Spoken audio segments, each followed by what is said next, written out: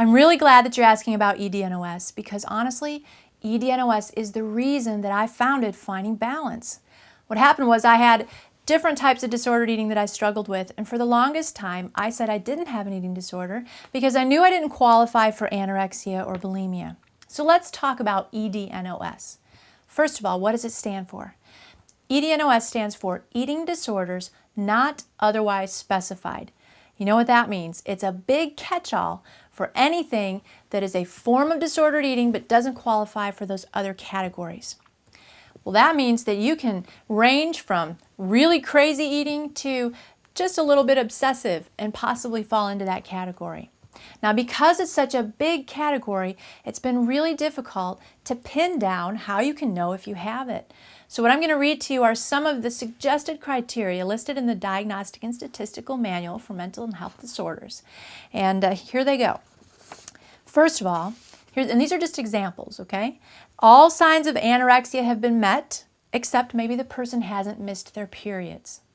Second example, all signs of anorexia are met, except the person is not a low enough weight. Here's another one, binging and purging, but it's less than twice a week or for a period of less than 3 months. Or a regular use of some compensatory measures, but maybe the person is a normal weight. Compensatory measures being fasting or excessive exercise or purging. Chewing and spitting falls into this category. It's interesting, we get a lot of questions on chewing and spitting. It's again something that not a lot of people talk about, but it's a problem that a lot of people wrestle with, and it's in the EDNOS category. And then some people include binge eating in the EDNOS category, though there's definitely movement to create a very separate category for binge eating, and you can check that out in the clip, What is Binge Eating Disorder? Let me give you some other layperson examples. If you're always on a diet, always coming off a diet, always getting ready to go on a diet again, that is chronic or pathological dieting, and that is a form of disordered eating. If you're obsessed with eating only organic, natural, pure, raw foods, that's actually called orthorexia, and it's a type of disordered eating. Falls into the EDNOS category. If you have safe foods and off-limits foods, big rage not too long ago was the Atkins diet. Let's try and cut all carbs out of our diets. These are types of disordered eating.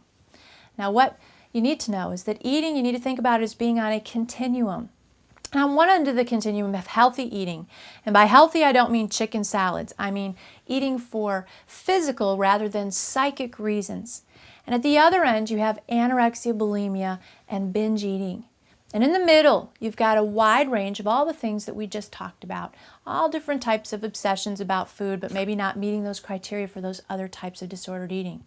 So the goal is obviously to move toward the healthy end of the continuum. If you'd like to see a printed printed article on EDNOS, just click the link below, What is EDNOS? And if you think that you struggle with EDNOS, I want you to know, even though it doesn't necessarily require you to meet criteria for other eating disorders, it's really important to know that EDNOS can be just as dangerous, even fatal, as some of the other eating disorders that you hear about. So wherever you are on that continuum, please find someone to talk to.